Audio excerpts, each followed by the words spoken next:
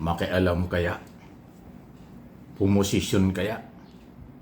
At sundin kaya? Kaya ang dami natin tanong. Si Father Robert Reyes, ang kilalang leader ng simbahang Katoliko dahil pare yan na aktibo sa isyu ng nangyayari sa ating gobyerno noong araw pa hanggang ngayon. Alam niyo kung ano ang sinasabi ngayon ng paring ito? Dapat daw ang simbahang Katoliko, ibig sabihin ng mga Katoliko, ay pumosisyon manindigan at ipanawagan daw at huwag payagan na maging Pangulo ng bansa si Vice President Sara Duterte. Yan po ay kanyang karapatan bilang isang pare, bilang isang tao. Kaya nga ang tanong natin, siya ba'y susundin? Maniniwala ba ang Roman Catholic o simbahang Katoliko sa panawagang yan? Alam naman natin si Father Reyes ay kahit nung una pa kasama yan sa mga kumplena,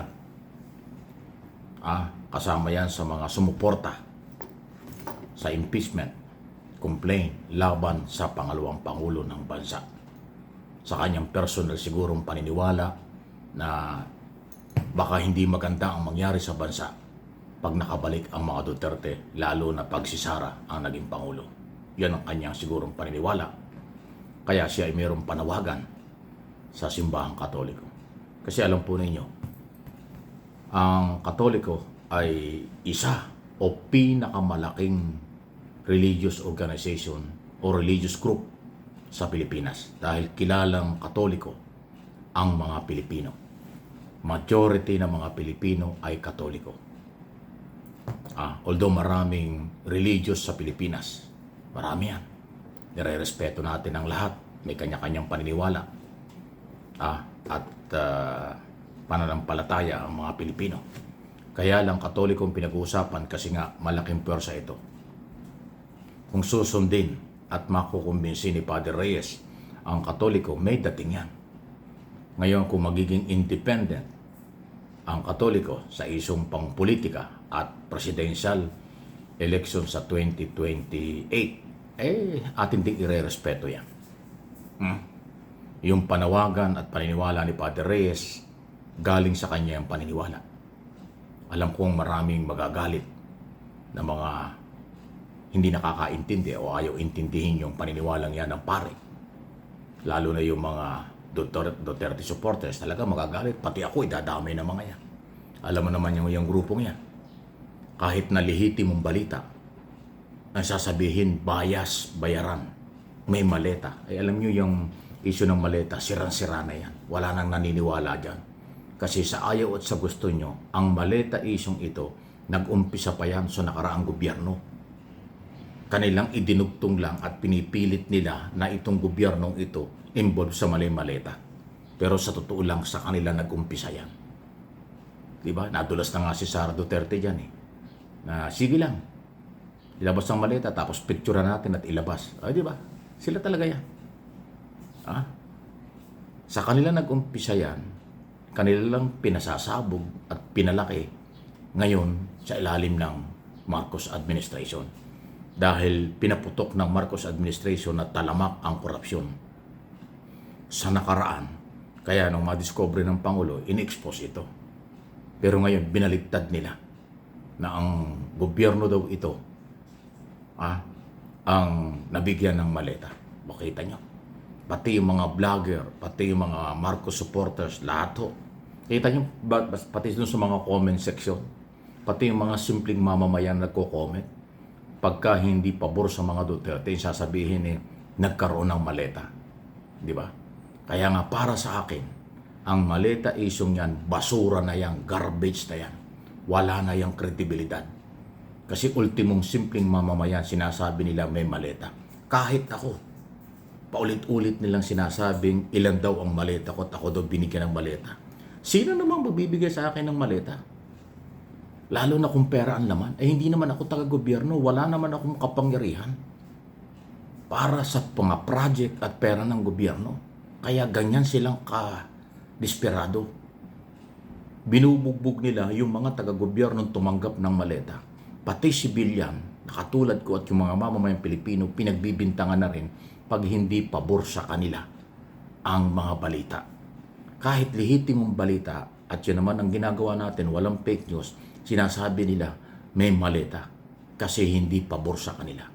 Ganyan na silang kababaw, ganyan kasi desperado. Kaya wala nang naniniwala sa isyu ng maleta. Kung nung araw, ang inyong pinagbibintangan ng maleta ay kontraktor, politiko, o sino, baka may kaunting pag-asang totoo eh. Pero nung idamay na ninyo ang mga sibilyan, idamay na ninyo ako at idinadamay pa nyo ng iba na kapag hindi pabor sa inyo ang content o topic, sasabihin nyo, merong maleta. Di kayo ang sumira sa inyong ebidensya kuno. Kayo ang sumira sa kredibilidad ng inyong ebidensyang sinasabi. Hindi nyo na-justify yung totoong maleta sa inyong mga inaakusahan. Ngayon, kahit sino na lang inaakusahan nyo.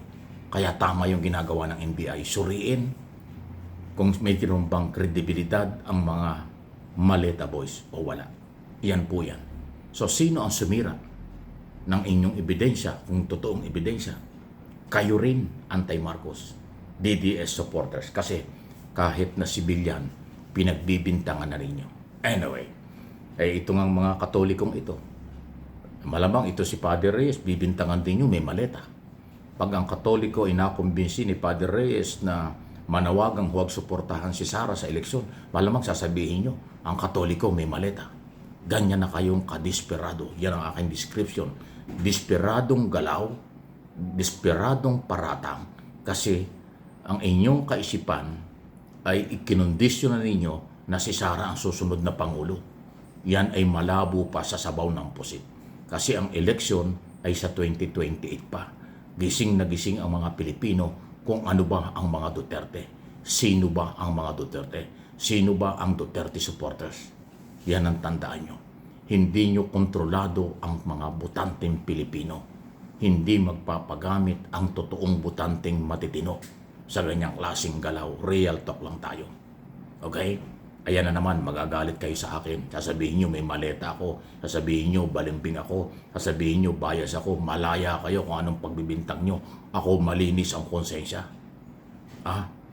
May sarili akong pera at hindi ako aasa sa bulsa ng may bulsa.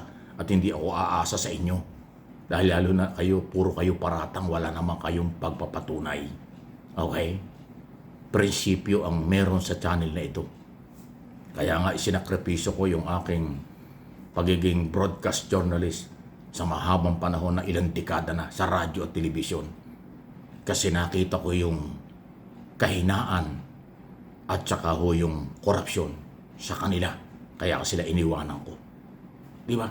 Dito tayo naninindigan dahil ang social media ang number 1 communication ngayon sa buong mundo. Global technology. Maniwala kayo. Ang radyo, television, pahinana ng pahinayan. Nabanggit ko na rin. Ang social media, ang palakas ng palakas. Kaya ho yung mga comment dapat professional ang dating. Huwag po yung nakakadismaya dahil nababasa kayo ng matitinong Pilipino sa buong mundo. Please lang po. Like and share.